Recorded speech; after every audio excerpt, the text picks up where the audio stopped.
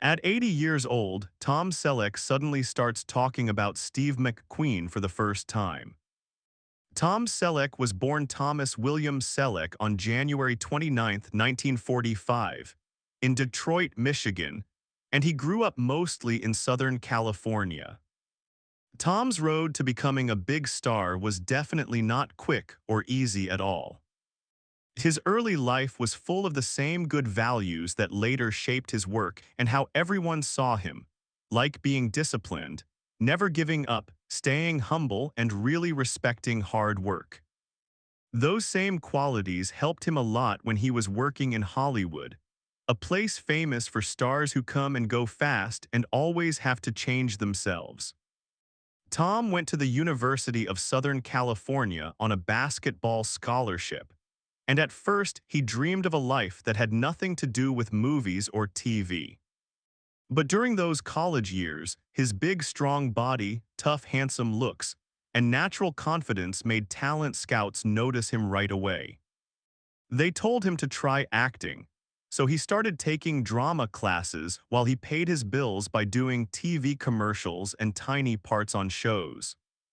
Those first years were really tough. He got rejected over and over and felt super frustrated.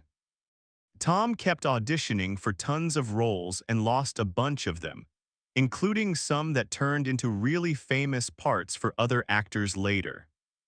Instead of getting angry or bitter about it, those hard times made him even more determined and helped him become more professional. He learned how to be patient in a business that usually likes things fast, and he stayed down to earth in a way that made him different from a lot of other actors. The big moment that made Tom Selleck super famous everywhere happened in 1980 with the TV show Magnum, P.I. He played Thomas Magnum, a relaxed but very honest private detective who lived in Hawaii. Tom really connected with people. His acting mixed funny moments, soft feelings, smart thinking, and strong action in a way that looked totally natural and real. That role turned him into a worldwide star, and his famous mustache became something almost everyone recognized on TV right away. Under the fun surface, Magnum, P.I. worked so well because Tom gave the character real heart. He showed a guy changed by his time in the military, super loyal to his friends, and always following his own strong sense of right and wrong. His great acting won him an Emmy Award and proved he was a real leading man with depth, not just looks. When he was at the top of his TV fame, Tom made a careful but risky choice on purpose. He said no to leaving Magnum, P.I. just to jump into movies fast and become a movie star right away. That choice famously made him lose the main part in Raiders of the Lost Ark, a role that made another actor huge forever. But Tom's loyalty to his contract and his respect for working together with others said so much about what kind of person he is. In a time when most people put ambition first over doing the right thing, he showed you could be successful without giving up your values. Even though that decision changed his movie career path, it made people in Hollywood respect him even more. When he finally did more movies, Tom Selleck showed he could do so many different kinds of roles really well. He was sweet and funny in Three Men and a Baby, intense and serious in and Out, and quiet but strong in movies like Mr. Baseball, where he played an older baseball player dealing with being in a new country and starting over in life. People often saw him as the perfect, strong, confident, tough American guy, but Tom always picked parts that let him show the softer, more open side underneath. His acting made you feel like he knew his own weaknesses, could laugh at himself, and wasn't scared to show real feelings. From 2007 to 2008, he came back to TV in a big way playing A.J. Cooper on the popular show Las Vegas. The show took place in the shiny, exciting world of a fancy casino, but it went way deeper than just bright lights and gambling.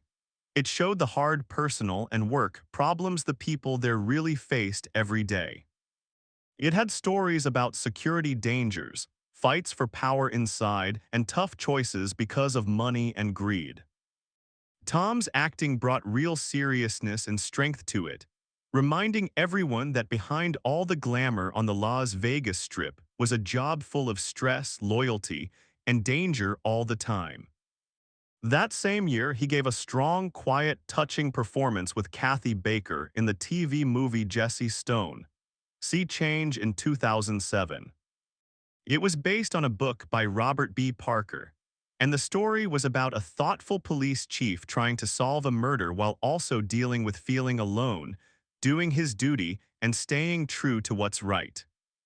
Tom played Jesse Stone as a man who had lost a lot, but still had strong honesty and kept chasing justice no matter what, and viewers really felt it. The part was so good that he played Jesse Stone again in more movies later, making him one of the most loved and lasting characters in TV cop shows. After Magnum P.I., Tom's career had lots of surprising choices that showed he was always ready to try new things, change with the times, and stay interesting even when he got older.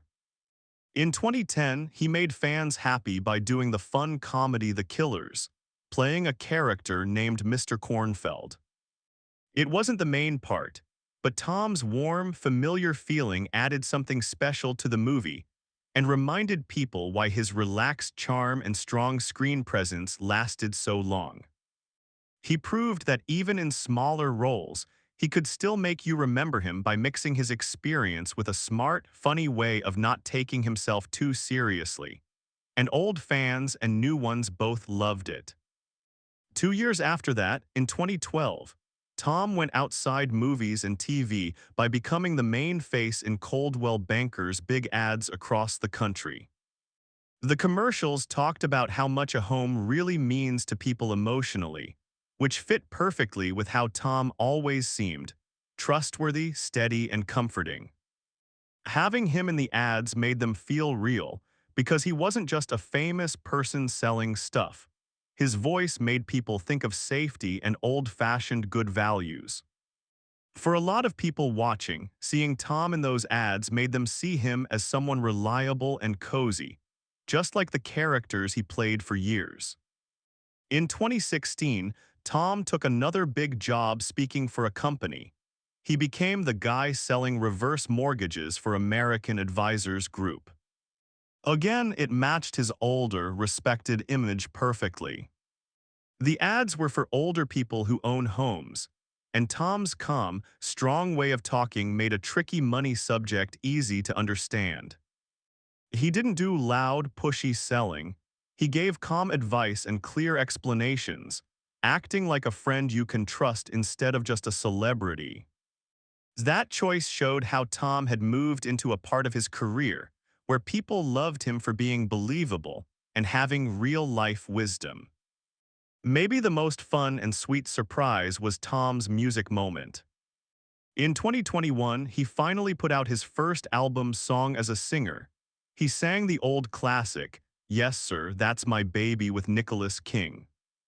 They recorded it live back in 2001 while doing a play called A Thousand Clowns Together, but it only came out years later on King's album Act 1 from Club 44 Records. The song showed a side of Tom most people didn't know: playful, chill, and really comfortable singing. For fans who only knew his tough guy roles on screen, hearing him sing was a cute way to see how many talents he has, and how much he always loved performing in every way. Tom Selleck's real life, especially his marriages and being a dad, shows a quieter, more normal side that was very different from his big, tough movie and TV characters. Tom Selleck married model Jacqueline Ray in 1971, back when his acting career was just starting and way before he became a huge TV star around the world. That marriage made him a husband and a stepdad during a really important time in his grown-up life. Jacqueline already had a little boy named Kevin from before, and Tom legally adopted him and raised him like his own son. That choice showed how responsible and committed Tom was. He jumped into being a dad early, even when he was still a struggling actor with money worries and unsure jobs in Hollywood. In the 1970s, Tom worked a lot but wasn't famous yet. He did commercials, guest spots on TV, and small movie parts. Trying to balance work stress with family wasn't simple, and their marriage lasted through years of okay success, lots of auditions, and career disappointments.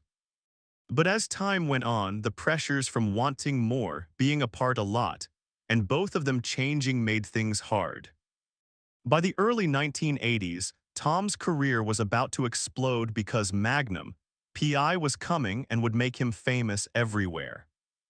In 1982, after more than 10 years together, Tom and Jacqueline divorced. Even after the marriage ended, Tom stayed close with his adopted son Kevin, and still says that time in his life was a big part of learning what family and growing up really mean. 5 years later, in 1987, Tom married Jill Mack, a British actress and dancer he met when she was in the musical Cats in London. Their love story started far from all the Hollywood cameras, and right away they both wanted to keep things private and steady. Unlike his first marriage that happened when his career was unsure, this time Tom was already a giant star, famous all over from Magnum, PI. But he didn't let fame take over his personal life. He made smart choices to protect it. He turned down some big chances, didn't work too much, and put his home and family first instead of always being in public. They had a daughter named Hannah Margaret Selleck in December 1988. Being a dad again changed Tom's life in a huge way. He really wanted to be there for her every day, so he famously decided to stop doing Magnum, PI, when it was TH. The most popular, just so he could have more time with his family. Tom and Jill raised Hannah mostly away from Hollywood on their ranch in California. She grew up with animals, playing outside, and a normal life that had nothing to do with being famous. Tom has talked many times about how much he wanted his daughter to have a simple, grounded childhood, with things like discipline, hard work, and keeping things private. Now at 80, Tom Selleck found himself thinking back over his whole long life and career. And because of that, he finally decided to talk openly about one of the biggest legends in Hollywood, Steve McQueen. For years and years, Tom mostly stayed quiet and didn't compare himself or say much about McQueen, even though people often put their names together as examples of tough, quiet, real American guy types on screen. But getting older, thinking deeply, and seeing things differently can make old, quiet times end. Tom said Steve McQueen's influence was huge over all the actors who grew up in movies during the late 1960s and 1970s. Steve McQueen wasn't just a movie star, Tom said. He was an attitude. You didn't study him like you study acting teachers, you just absorbed him. He explained that McQueen had this raw, real independence that felt true, not fake, and nobody could teach it or copy it exactly. For young actors trying to make it, McQueen was both something to look up to and something scary because he set such a high bar. Looking back on his own early days in Hollywood, Tom said McQueen's name was everywhere. You couldn't escape it. In every casting room and every talk, people brought up his name, he remembered. People weren't asking if you could act like Steve McQueen. They were asking if you had anything that felt as real as he did. Tom said those comparisons put pressure on him, but they also helped him figure out who he really was as an actor. Instead of trying to copy McQueen's way, he decided to create his own style that was just his. Now with years behind him, Tom talked about how people saw McQueen as super tough and rebellious. Steve had a reputation for being difficult, but I think that was misunderstood, he said. He knew exactly what he wanted, and he could tell when something didn't feel true. In this business, that kind of honesty makes some people uneasy. Tom thought McQueen's strong opinions were more about keeping things real than being full of himself, both in movies and in real life. Tom also mentioned McQueen's hidden hurts, something people didn't talk about much when he was alive. People forget how much pain he carried, Tom said softly. Fame doesn't wipe away your past. Sometimes it just shines a light on the things you're still trying to leave behind. He thought about how McQueen's hard early life made him so intense, and that intensity is why his acting still feels powerful today.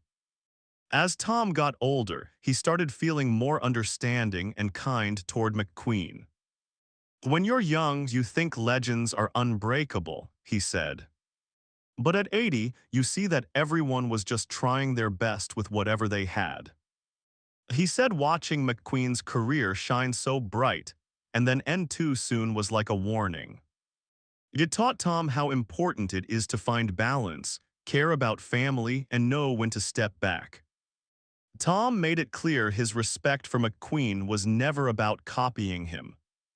I didn't want to be the next Steve McQueen, he said. There already was one and he did it perfectly. Instead, Tom chose to keep going for a long time, picking work that let him age with respect, instead of chasing young roles. He thinks their stories fit together nicely instead of fighting each other. By finally talking about it, Tom showed that McQueen is still a giant in his mind, not as someone to beat, but as someone to measure up to. Steve showed us what real authenticity looked like, Tom finished. The rest of us just tried to be honest in our own way. At 80, Tom's words feel heavy with all his years of living, respect, and thankfulness. They turn years of quiet into a warm, thoughtful thank you to a man who helped shape a whole time in American movies.